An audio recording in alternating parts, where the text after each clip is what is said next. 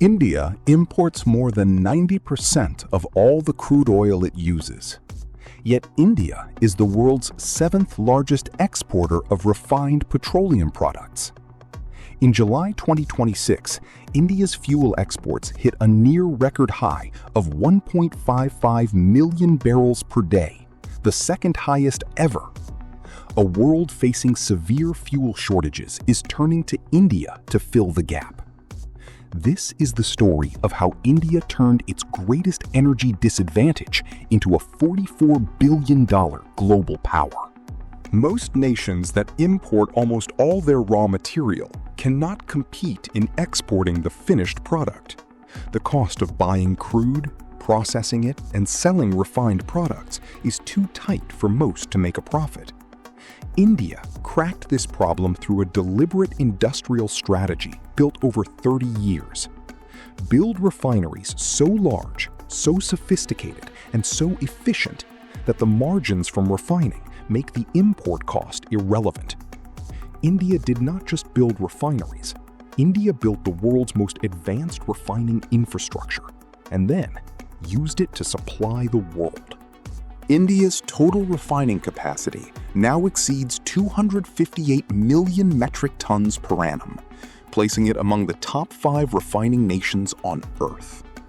That is more refining capacity than Russia, and more than the entire European Union combined. India operates 23 refineries across the country, run by state companies like Indian Oil, BPCL, and HPCL, and private giants like Reliance Industries and Nayara Energy.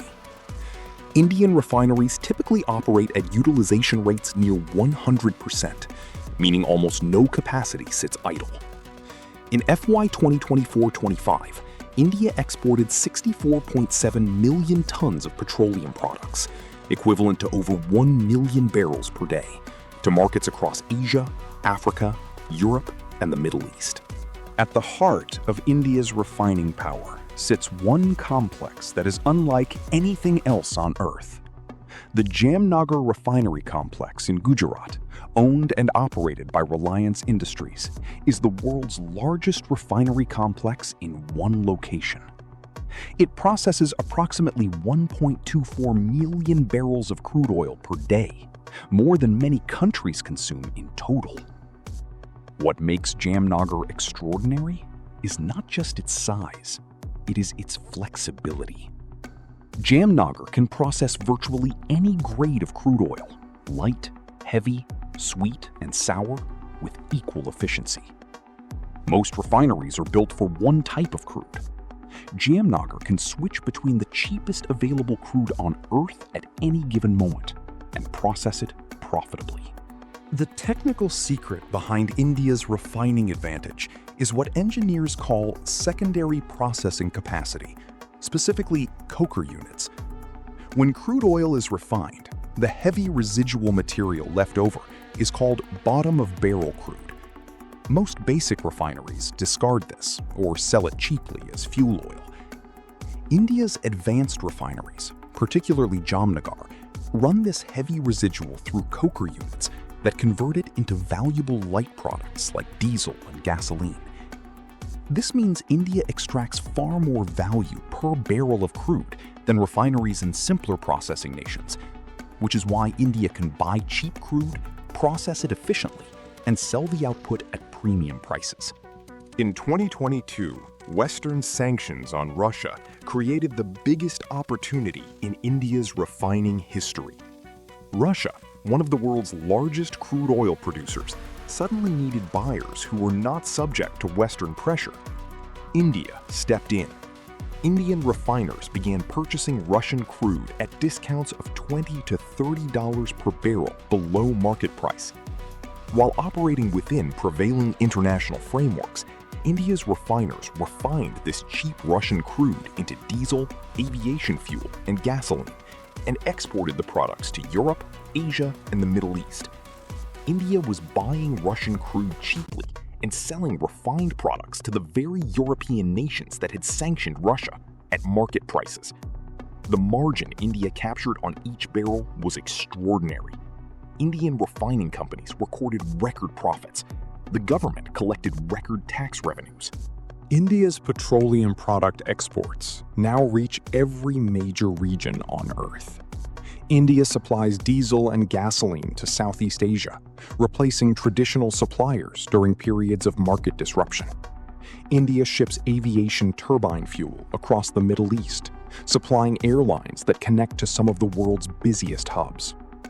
India exports naphtha and petrochemical feedstocks to South Korea, Japan, and China as industrial raw materials. During the 2026 Middle East conflict, India became the primary swing supplier for European fuel markets, filling the gap created by Middle Eastern production disruptions. In April to June 2026 alone, India earned $12.7 billion from petroleum product exports, equivalent to 10% of India's total gross exports in that quarter. India is not stopping at its current capacity. The expansion underway right now is the largest in decades. Indian Oil Corporation, IOCL, is executing its biggest ever expansion program worth 75,000 crore rupees. More than 53,500 crore rupees of this has already been deployed as of mid-2026, over 71% of the total committed expenditure. 3 refineries are being upgraded. Panipat in Haryana, expanding from 15 to 25 million tons, Vadodara in Gujarat from 13.7 to 18 million tons, and Barauni in Bihar from 6 to 9 million tons. All 3 upgrades are targeted for commissioning between November and December 2026, adding 17.3 million tons of new capacity to IOCL alone. When all expansions across public and private sector refiners are completed, India's total refining capacity will reach approximately 290 million tons, or 5.8 million barrels per day. Actual throughput could reach 310 million tons because Indian refineries consistently outperform their nameplate capacities.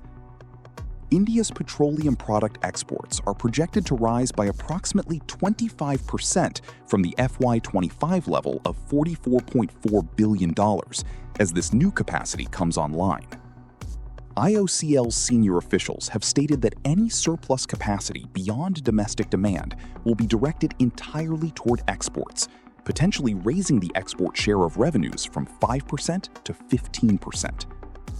India is adding 32 million tons of refining capacity in the highest annual addition in decades, precisely as the world faces its most acute petroleum product shortage. For decades, Singapore was Asia's refining hub, the place where crude arrived and finished products departed for the region. India is systematically taking that role. Singapore's refining industry is constrained by land, a small island with nowhere to expand. India has land, labor, capital, and government support for refining expansion on a scale Singapore cannot match. Indian refineries offer Asian buyers the same product quality as Singapore at lower prices, with the additional advantage of shorter shipping distances to key markets in the Middle East and Africa. Energy analysts are increasingly describing India as the emerging replacement for Singapore as Asia's primary refining and fuel export hub. What India has built in refining is not just an industry, it is a geopolitical instrument. When the Middle East goes into conflict, oil supply lines are disrupted, and the world needs an alternative refiner. India is now that alternative. When European buyers need fuel and cannot source it from traditional suppliers, India fills the gap. When Southeast Asian markets face shortages, Indian refineries expand exports within days. The country that imports almost all its crude has become the country the world calls when it needs fuel. That is not a coincidence. That is 30 years of deliberate industrial strategy paying off at exactly the moment the world needs it most. India could have accepted its energy disadvantage. No domestic crude, 90% import dependent, at the mercy of Middle Eastern producers, global price swings, and supply disruptions. Instead, India built. It built the world's largest refinery complex at Jamnagar. It built coker units that extract maximum value from the cheapest crude. It built the capacity to process Russian crude others refused to touch. It built 3 new refinery expansions simultaneously, the largest addition in decades. And in July 2026, as the world scrambled for fuel amid Middle East conflict, India exported 1.55 million barrels per day of refined products to a grateful world. India did not have oil, so India built something better. India built the ability to refine everyone else's oil and sell it back to the world at a profit. That is not just an energy strategy. That is national genius.